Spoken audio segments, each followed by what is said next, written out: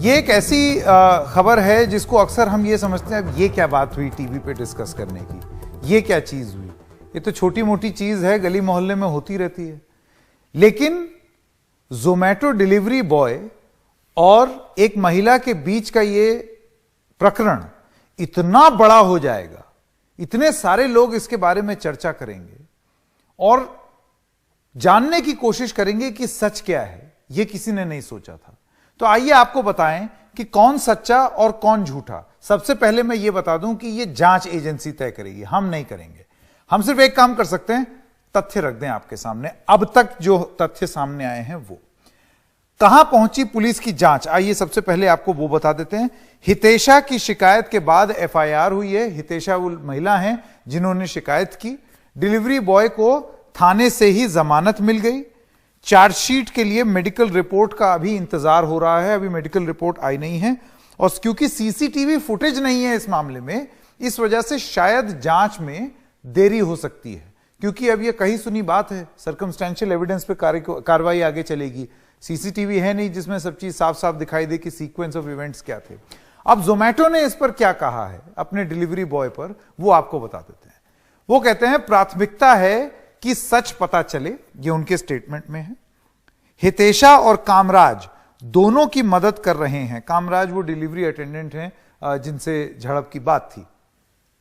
Delivery boy को अस्थायी रूप से सस्पेंड किया गया, यानी कि कामराज इस शिकायत के बाद सस्पेंड है, वो सस्पेंड है अपनी नौकरी से।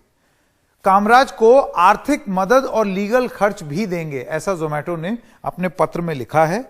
वो कहते हैं कि कामराज को 5,000, उन्होंने 5,000 डिलीवरी की हैं और उनकी रेटिंग 4.75 है 5 में से।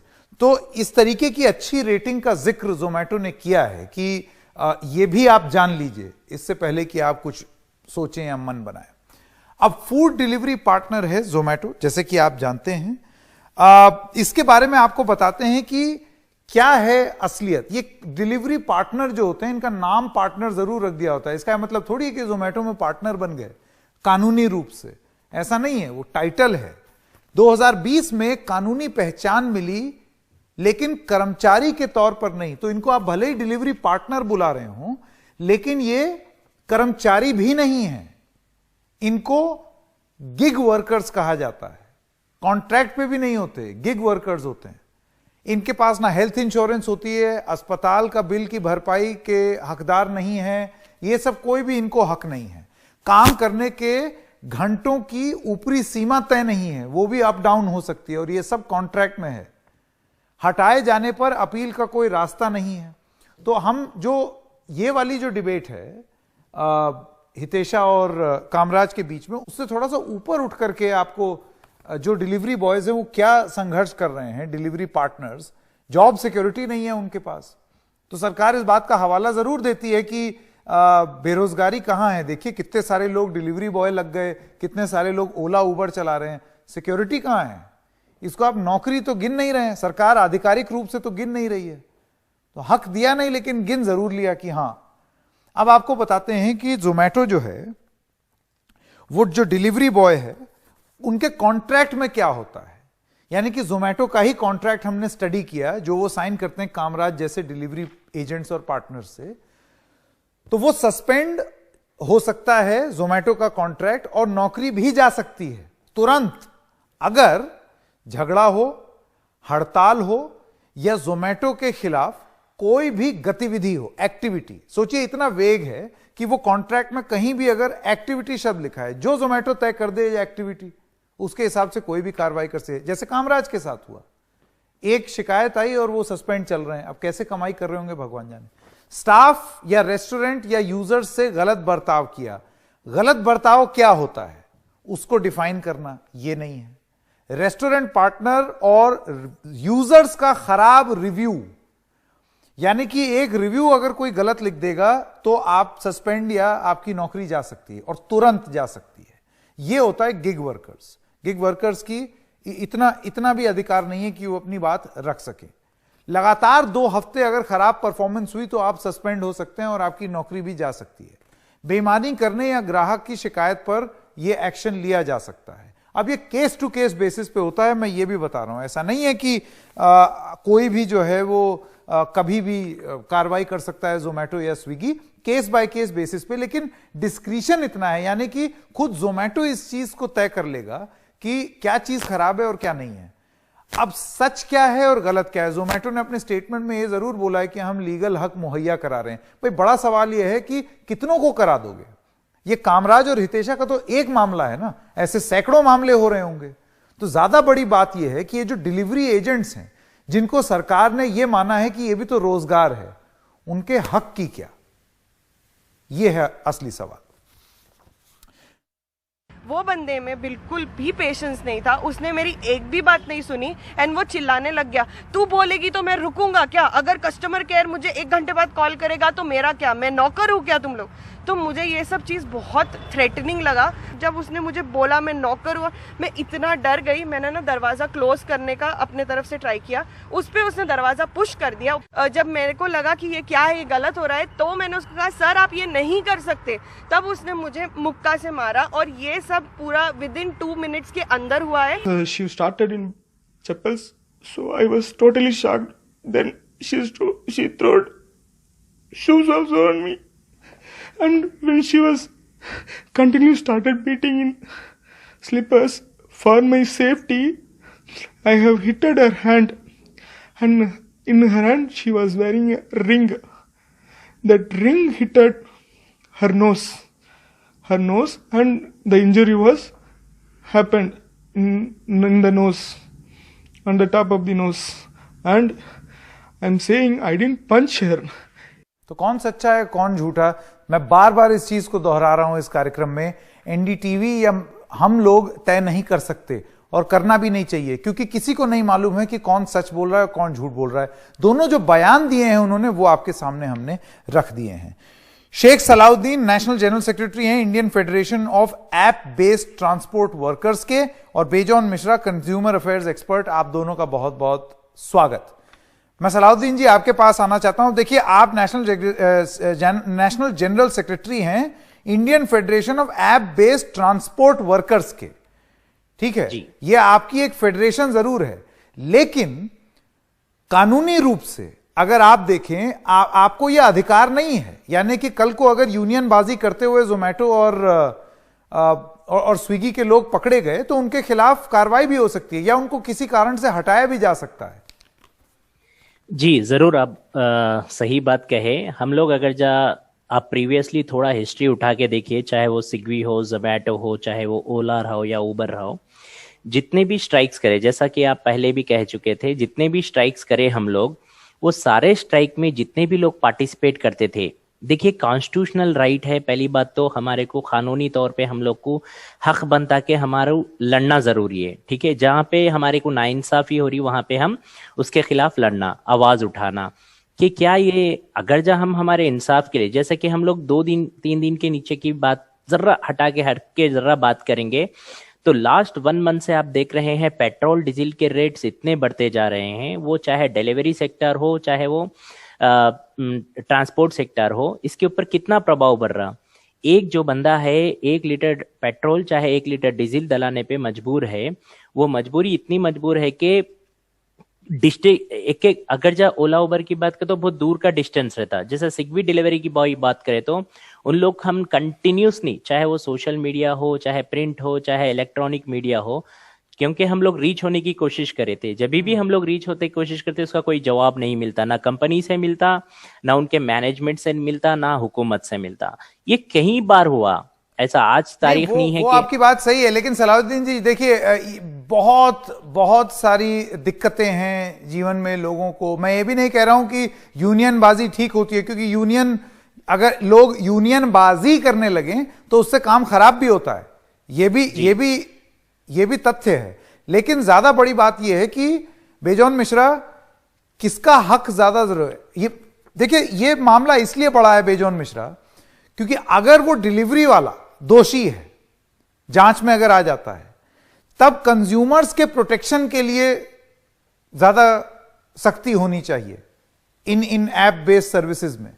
और अगर वो कंज्यूमर दोषी है, अगर वो झूठ बोल रही हैं, तो फिर आपको नहीं लगता है कि कामराज जैसे व्यक्ति जो कि डिलीवरी एजेंट हैं, जिनका सब कुछ एक आदमी के 5 सितारा रेटिंग पर डिपेंड है कि अगर आपने रेटिंग कम कर दी उसका सब कुछ खत्म हो जाएगा, तो आपको लगता है कि उनके हक के लिए भी कुछ होना चाहिए? बेजॉन मिश्रा। संकेत, आपने इतनी ब्यूटीफुली पूरा केस को लाए हैं आपके दर्शक के सामने। वो बिल्कुल निष्पक्ष है, बिल्कुल पारदर्शिता है और बिल्कुल सिंपल ओपननेस है उसमें। पहले तो हम आपको बधाई देना चाहता हूं और एनडीटीवी को बधाई देना चाहता हूं कि आप इस मुद्दे को सामने लाए पब्लिक डोमेन में, क्योंकि जिस दिन इस घटना हुआ उस दिन से हम बिल्कुल बड़े चिंतित थे कि एक बड़ा जोमेटो, एक बड़ा इंटरनेशनल ब्रांड, वो कैसे एक कंज्यूमर को ब्लैकमेल कर रहा है थ्रू शोइंग लीगल टीथ। मेरा यह कहना है कि फर्स्ट थिंग इज, हर एक उपभोक्ताओं का भी एक अधिकार है। वो क्या अधिकार है? वो है क्वालिटी ऑफ सर्विस, वो है सेफ्टी, और कई सारे अधिकार हैं जहां पर उपभोक्ताओं को पहले आपको डिलाइट करना पड़ेगा। अब आप उपभोक्ताओं का एक बयान सुने हैं और हम अभी आपके चैनल में जो भी चीज बोल रहे हैं, हम सक्षम नहीं हैं कि कोई एक जजमेंट देने का, हम सक्षम नहीं हैं। लेकिन हम ये जरूर कहेंगे कि उपभोक्ताओं को धमकी देकर, कोर्ट का धमकी देकर कि आप अपने डिलीवरी बॉय को एक लीगल प्रोटेक्शन दे रहे हैं और अब कंज्यूमर को अंडरमाइन कर रहे हैं, नहीं, उनको नीचा दिखाने की कोशिश कर रहे हैं, यहां पर अगर ये गलत है। मैं अगर यहां पर आपको इंटरप्ट करूं, देखिए, अगर वो कंपनी कह रही है, अव्वल सबसे पहली बात, वो कंपनी एहसान नहीं कर रही है। कंपनियों को ये चीज करनी चाहिए, कॉन्ट्रैक्ट में कहीं नहीं लिखा है। दिक्कत यह है कि क्योंकि ये मामला बहुत तूल पकड़ गया है, इस वजह से ये बड़ी लोक लुभावन सी बात है जिसमें कंपनी कह रही है भाई हम इनके प्रति भी हमदर्दी, इनके प्रति भी हमदर्दी, उसको लीगल एड, फलाना ढिमकाना, एक बड़ा अच्छा हुआ, एक ओढ़ी हुई अच्छाई हम देख रहे हैं। ऐसे सैकड़ों मामले होंगे जिसमें या तो डिलीवरी एजेंट परेशान हो रहा होगा क्योंकि किसी कस्टमर ने बदतमीजी की होगी, या कोई कस्टमर परेशान हुआ होगा क्योंकि डिलीवरी एजेंट ने बदतमीजी की होगी। आपको लगता है एक इस पर चर्चा जरूरी है, इस पे एक बढ़िया एक कोई गाइडलाइंस होनी जरूरी है? सही बात कहे आपने। देखिए, हम लोग एक करके, पहले बेजॉन जी, उसके बाद सलाउद्दीन जी। हम ये कहना चाहेंगे संकेत जी कि नया कंज्यूमर प्रोटेक्शन कानून जो 2019 में आया है और जिसका रूल्स भी बन गया है, उसमें बहुत क्लियरली चैप्टर 5 ये डिफाइन कर रहा है कि एक मीडिएशन होनी चाहिए। आप बिगर मीडिएशन का, बिगर क्वालिफाइड लोगों को लाकर एक इन्वेस्टिगेशन नहीं करके आप आरोप डाल रहे हो कंज्यूमर के ऊपर, ये कौन सा जायज हुआ? मेरा ये कहना है कि सिंपल जो क्वालिफाइड है, क्योंकि मामला अदालती हो गया है, वो एकदम हैंड टू माउथ है डिलीवरी एजेंट, तो कंपनी कह रही है कि हम आपको फीस वगैरह जो भी कानूनी कार्रवाई में पैसा लगेगा वो मुहैया कराएंगे। नहीं, क्यों कंज्यूमर को क्यों नहीं? आप कंज्यूमर को क्यों दिखा रहे हो कि कंज्यूमर गलत है, वो एक कॉन्विक्ट है, लेकिन ऐसा तो किसी ने नहीं बोला। चाह रहे हो, ये कौन सा मामला हुआ? सलाउद्दीन जी, नहीं, बट आपने जो बताया कि हम केस करेंगे या हम प्रोटेक्शन देंगे, आप क्यों उस जगह पे चले गए जहां पर आप कंज्यूमर को नीचा दिखाने की कोशिश कर रहे हो, ठीक है, उसको दोषी ठहराने की कोशिश। इसीलिए मैं कह रहा हूं कि एक आपको नहीं लगता गिग वर्कर्स आपको नहीं लगता ये यहां पर कह रहे हैं कि आपने उसको डराने की कोशिश कंज्यूमर को कर रहे हैं? सलाउद्दीन जी, इसीलिए बात जो मूल पॉइंट है वो ये है कि आप ये जो गिग वर्कर्स हैं इनको रिकॉग्नाइज कीजिए। सरकार अगर ये कहती है कि देखो यहां पर भी तो रोजगार हो रहा है, तो उनको हक भी दो। फिर जरूर कानूनी के अंदर इसके ऊपर नया कानून जुड़ना जरूरी है। जैसे कि आप देखेंगे तो 9 साल 10 साल से ऐसे कंपनीज चल रहे हैं, app based companies.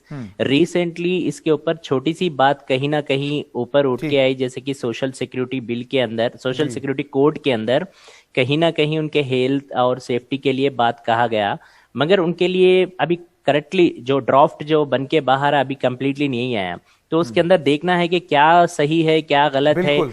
Indian federation of app based transport workers के तरफ से ऑलरेडी 18 पेपर्स का ड्राफ्ट रूल हमने एक जॉइंट कमिटी बना के उसके रूप से गवर्नमेंट दे को, दिया। लेबर डिपार्टमेंट की मिनिस्ट्री को भी सबमिट ठीक किए, है।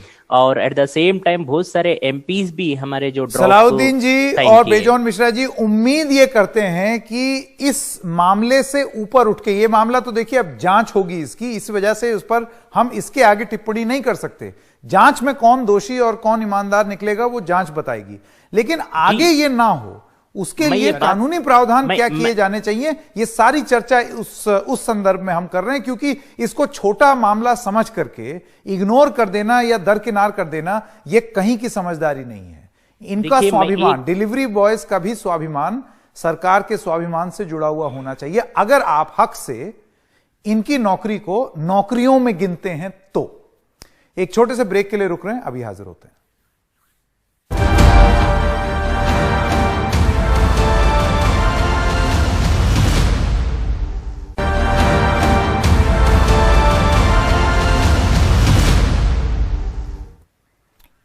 और टीम इंडिया के तेज गेंदबाज जसप्रीत बुमराह आज टीवी एंकर संजना गणेशन के साथ शादी के बंधन में बंध गए। बुमराह और संजना ने गोवा में एक निजी समारोह में शादी की। यहां दोनों के परिवार, रिश्तेदार और कुछ करीबी दोस्त मौजूद थे।